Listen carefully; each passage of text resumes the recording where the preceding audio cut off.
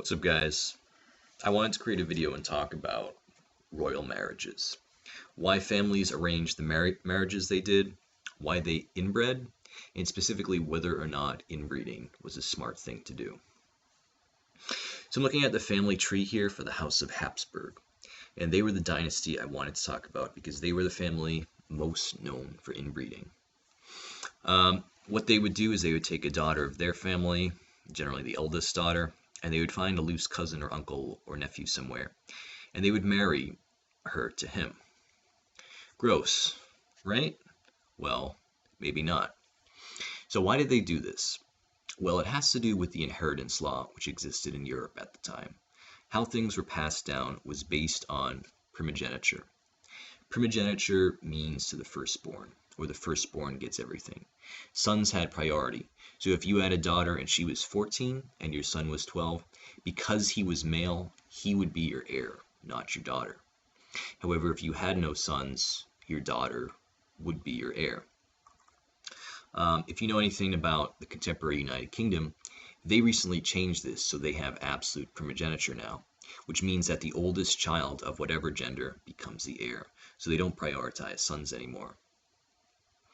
Anyway, for most of history, though, royal families were terrified of having daughters. Why? If you know the story of Henry VIII, he was obsessed with giving birth to a son, but he kept having daughters. So why is this? The reason is because if your daughter married, the children she had would belong to her husband's family. So they would take the name of her husband and not her. So in other words, if your daughter was your heir and you left all your things to her, then in the words of Tywin Lannister, your legacy was going to come to an end. Your family name was going to come to an end.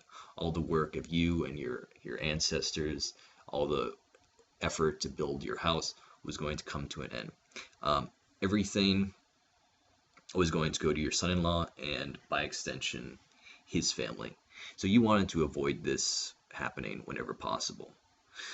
So getting back to our Habsburgs here, they had a very interesting situation because they had two branches of their family which ran different places in Europe.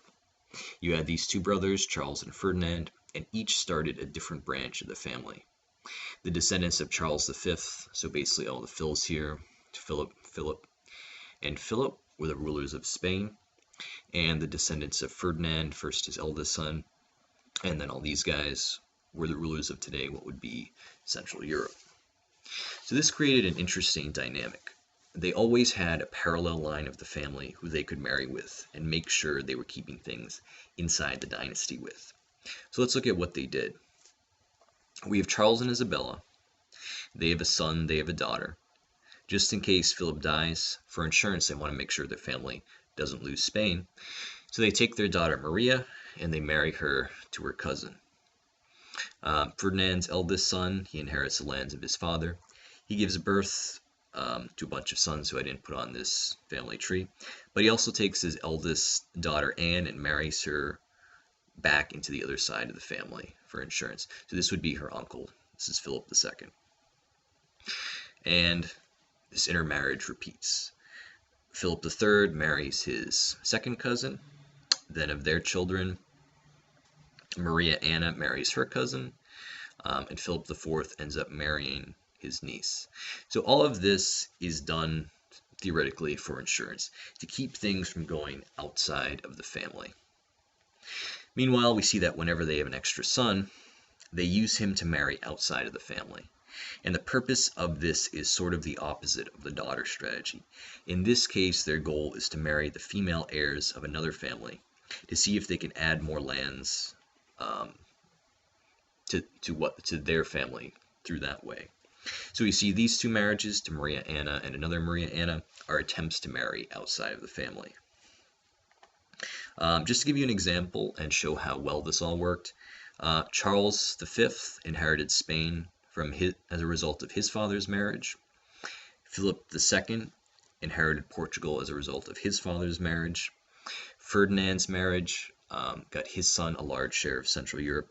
So you see that this is how they brought new lands into the family, and they did it peacefully. There's actually a famous motto of the Habsburgs, which was, "Let others wage war, we will marry." And this summarized what their strategy was: to use marriage as a tool to become stronger.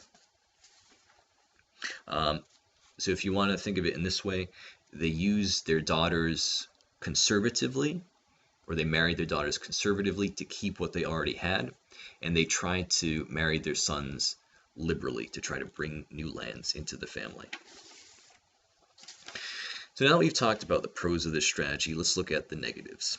Because even though what they're trying to be careful, nature is going to have a problem with what they're doing, and it's going to make them pay for it. They did inherit a few congenital traits, which got worse with the inbreeding. The most famous was what was called the Habsburg Jaw. And basically every member of the family had a large underbite, and it got worse as their inbreeding did. So you can see examples of this with Charles V and Philip IV, and most exaggeratedly with Charles II. And it got so bad that later members of the family were unable to chew their own food when they had to eat. Mental illness also entered the family through Joanna the Mad. Many members of the family had a tendency toward depression, and this only got worse through inbreeding. But let's look at the stress that's being put on the family by what they're doing. Obviously, the amounts of biological stress that's being put on the family by this point with Philip IV is intense. And something's going to happen here, because you can't inbreed this extensively and not create a problem. Did they know intermarriage caused problems? Yes and no. No, they didn't know about genetics like we know today. They based their ideas on the Bible. And in the Old Testament, the ban was on marrying your immediate relations. So they had a taboo about marrying your sister, but they didn't have a taboo about marrying your cousins or aunts or uncles. Anyway, we're finally getting to the bottom of our tree here. And the reason why inbreeding is not a good thing. So yes, it is insurance. Yes, it keeps things in the family. But if you do it too much and cause too much stress, you end up inevitably with Charles II. Charles was physically and intellectually disabled. He couldn't speak. He couldn't eat. He had epileptic seizures. When he got married and tried to reproduce, he was unable to. He was sterile. His jaw was actually so deformed, and he had such a huge underbite that he could not chew his own food. So he was the result of all this intermarriage, and not only did this cause immense harm to Spain, but when he died, because he couldn't reproduce, it caused a succession crisis, and that meant the end of the Habsburg family in Spain. So anyway, that's the final word. All this intermarriage worked to an extent, but eventually nature is going to have a problem, and if you keep doing it, force your family to come to an end. I hope this was an interesting discussion for you, and I'll see you guys again.